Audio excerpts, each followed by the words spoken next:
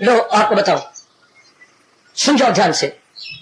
जब वेद भगवान शुरू होता है, शुरू हुआ या ऋषि अंतर गए, अंतर में समाधि लगी, यानी अंतर का मतलब होता है इस तन से, मन से, बुद्धि से परे हट गए।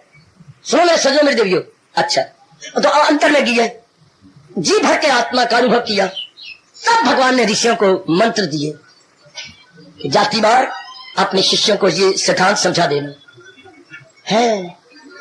अब रोज उनकी समाधि लगती थी, किसने समाधि में 2 मंत्र आए, 3 मंत्र आए, 4 मंत्र आए, तो आते ही वो कहते थे बच्चे तार पत्र लो। उन दिनों कागज नहीं थे, तार पत्र पर लिखवाते, ये श्लोक लिखो, ये श्लोक लिखो, तो लिखते जाते थे, लिखते जाते। दूसरे दिन फिर समाधि, फिर 2-3 श्लोक अंदर आए, मुझे क्षमा कर, मंत्र 2-3 मंत्र आए अंदर आए, फिर अंदर वो लिखवाते गए। हाँ, इसलिए ऋषियों को बोलते हैं मंत्र दृष्टा ऋषि। मंत्र दृष्टा, मंत्रों का अनुभव करने वाले।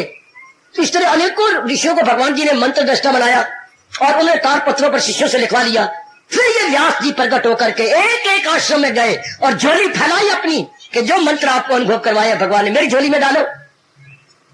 यही बेगर बने बेचारे, उन्हें बड़ी खुशी से तार पत्र में जो लिखे थे एक नकल करके इनको देते गए।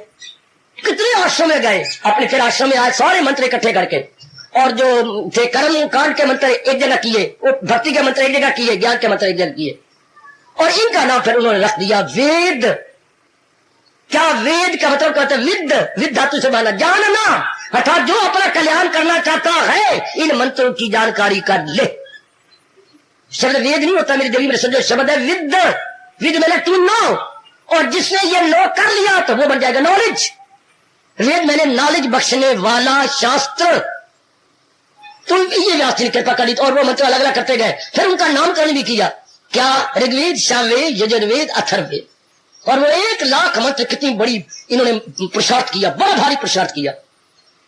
और पहले कर्म कांड वेदों में आता है, उसके बाद उपासना कांड भक्ति आती है, तीसरा आता है मेरे सज्जनों ज्ञान कांड, जिन्हें हम वेदांत बोलते हैं या उपनिषद कहते हैं।